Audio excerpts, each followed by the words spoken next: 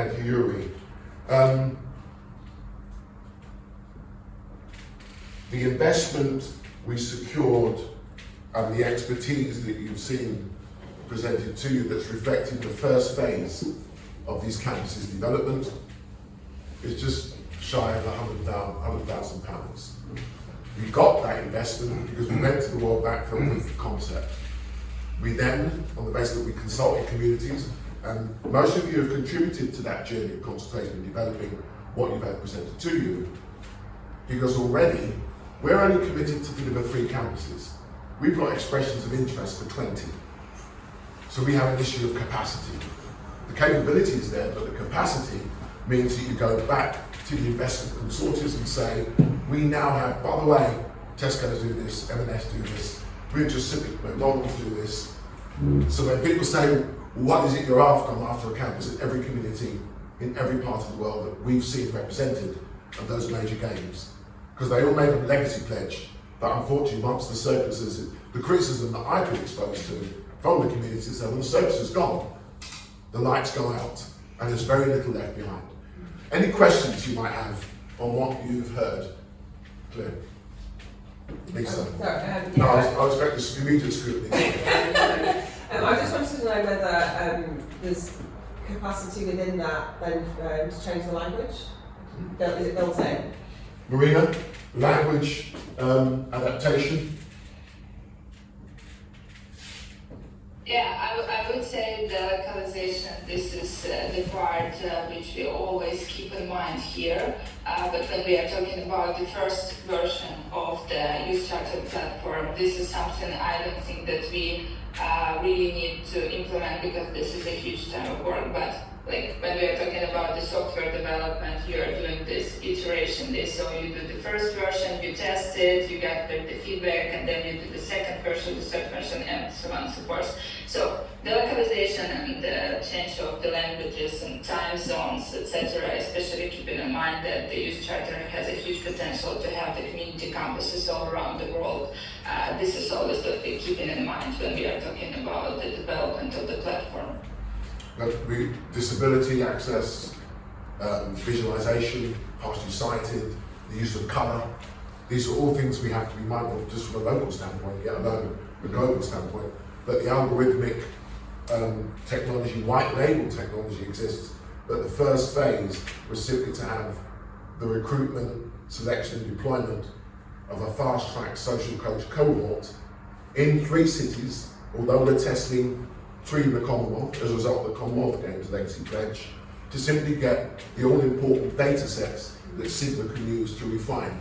This is completely community-driven, community-developed, and young people participative. Any other questions? What's the data that you're actually looking for? I'll start, and then Marina and Yuri will give you the actual data sets. We're looking, so when we talk about education, it's widely accepted now that education is no longer in the classroom. That's why we produced an app. And we've produced education modules, soccer-wise, rugby-wise, art-wise, digi-wise, carbon-wise, all designed to keep that all-important extracurricular learning beyond the classroom, beyond the school day, in environments like this. What we don't have, and what government do, is they base their strategies and resources on 2 years out-of-date data. That's not going to help us in the real world, real time data sets of behavioural lifestyle. What we need to know is what the true young people like. It's normally an emoji, it's a yuck, it's a or it's a smile. We use it as basically an engagement with the young people when, for example, they come to the Powerhouse. What do they most enjoy? That gives your programming and in your strategic provisions of what you then put as your cycle of engagement, but everything that involves when they enter into, when they're out of an environment, where the social coaches, for example, how many hours, what were the activities, what was the quality of the delivery. That can all be now recorded and uploaded, because you'll have the term empirical of what universities do, writing up the case studies, live projects that inform the empirical, but quantitative, the quantity and the quality of outputs and outcomes, whereas we have targets of participation, this becomes more data-driven. By the way, I've used it based upon supermarkets. Supermarkets spend hundreds and hundreds of millions just working out what ambrosia cream rice might be sold between 3 and 5 o'clock. What aisles that have the specific produce see the biggest footfall of usage. That helps them in their logistical planning. They're providing of replacement goods through networks throughout the country, even globally. Again, you meet those people, so how do you do this? I just took 0.01% of that effort and put it into something for communities. I said, if we want to treat the community like a community supermarket of offer, how do we do that? And that's basically what we've done. Marina, Yuri in particular made Marxist, just on what the data sets look like from a digital techie standpoint. Basically, you've seen it in beautiful design. If you scroll a little bit up on slides, you will see what's presented per each slide. Yeah. Next one, please. Thanks too much. Again, just to sum up what you've been saying, we have a quantitative and qualitative representation of each project and each session of the project. Can we scroll a little bit down and so everybody can see this? Next, one more, and I believe, yeah, this one. So what you see is the outputs and outcomes of the project. On the right-hand side, the settings, I would say something like net promotion score, picking up like supermarket, like team brought up by Jeff. And bottom part is something that can bring insights. So regardless of number of participants, you will have this collated and for further analysis and to kind of feedback and making these educational facts even better each time the projects run. That's pretty much it. I do hope I got the question right and got the answer. And you provided the answer.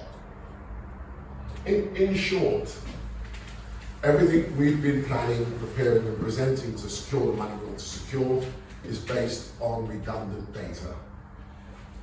Behavioural lifestyle trends change by young people simply doing this over any given period of time. I always use the analogy of Call for Duty, you know of it. 500 million subscribers, 185 countries globally represented by those 500 million subscribers, all interactively playing war. And they can win up to $250,000 in prize money. That's what we're up against. Oh, by the way, there are even more. There's an e-games and there's an e-championship that you can win up to $1 million a year. And I'm saying to you now, the traditional youth worker engagement, activity engagement is no longer applicable. We've got to be smart, clever and agile, but still delivering, hopefully with some of the tradition that informs the modern. But at the moment we term it as interactively active and actively interactive, because we're not going to be able to keep up with that challenge as it represents itself. Any comments, questions? Yeah. You know I'm going to have operational questions. Please. So we're aiming to have 3 campuses, and do you have some kind of target numbers in terms of either the numbers of projects providing services and support, or the number of participants, young people, that you want to kind of pilot in each of, because that's what we're talking about, aren't we? We're talking about pilot. And how long do you anticipate the pilot would last for? And my third question is around the compatibility of data, because I'm very, very aware that particularly for funded projects, Manchester insists on the use of 2 particular existing systems. And the last thing I would want to do is inflict the 3rd one on everybody. And you can all laugh because everybody knows exactly what I'm doing. But are there, I presume there's the practical ability to take data from those systems and feed it into this without somebody having to sit for a third time at a computer. All great operational questions, which I would clearly not expect from you. Absolutely welcome from you. I'll answer the reverse in order. We looked at every single current data impact assessment tool currently supposedly representing organisations and the great work that is done. It has failed us. If it had succeeded, I honestly wouldn't be here. We would have actually said we inspired sport for development. Everything's working, fantastic. When you go to the Treasury, very quickly, Manchester 2002 had a games budget surplus. That went back to the local taxpayers of Manchester. The best legacy return on any major games. When you consider the 1976 Olympic and Paralympic Games in Montreal, and we saw them pay, the local citizens of Montreal pay that off 3 years ago. So Manchester did a number of firsts. Birmingham, 2022 Commonwealth Games, I signed off on a surplus of 100 million. But we still cut youth services. We still sold off, so are selling off facilities. It did come from a legacy of not providing equal pay to women workers over their counterparts. So there's always an ideology that goes awry. But what I'm saying is, from a data standpoint, the Birmingham workshop, almost to a person of representation, felt that their data was being used by bigger organisations to achieve their funding at the expense of their delivery. That's what I've heard, and that's what I've experienced. And what we felt was needed was something that was more equitable, more evidenced, and still retained by the organisations in the community. It's your data, it's your currency. The world is driven by data. So we produce something that really would suggest, and by the way, it doesn't work against you, it works for you. Because where the trends are going, we put the investment. But where the gaps are, we put the investment because we need an equilibrium. We need an equal offer. So the whole objective of looking at what wasn't working against what could work and to the benefit of local communities and organisations in that campus area was why we went to such lengths to find an organisation, a company, and the skills. Yuri, you'd be able to, because Yuri, Marina made sure we all get it done by the students. I willing to get it done by with the insight. Yuri looks at the more granular. Yuri, do you think the question in regards to data and its suitability to have existing data uploaded onto this platform, making it an easier process rather than having to submit accounts?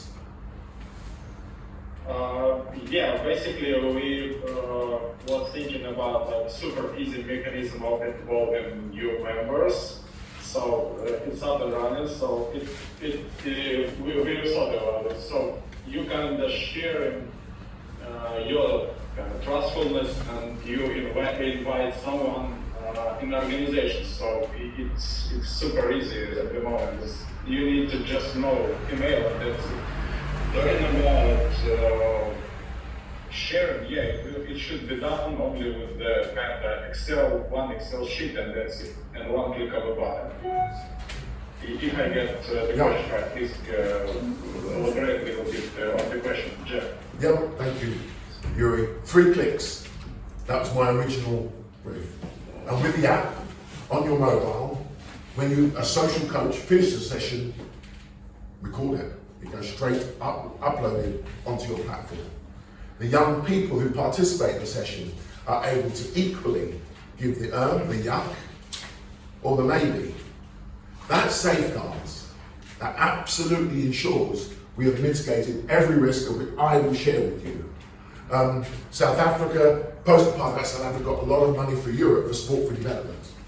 And what it offered was former professional Europeans that wanted to go to Africa and deliver good work through sport for development. The abuse that took place saw me completely reset how we would need to go about this. No different to having to say to a parent, why have you lost your child? Because we've not created a healthy community in which they can thrive. We then went to UNICEF, we went to the UN, and we got a global safeguarding. covenant, protocol, and approach.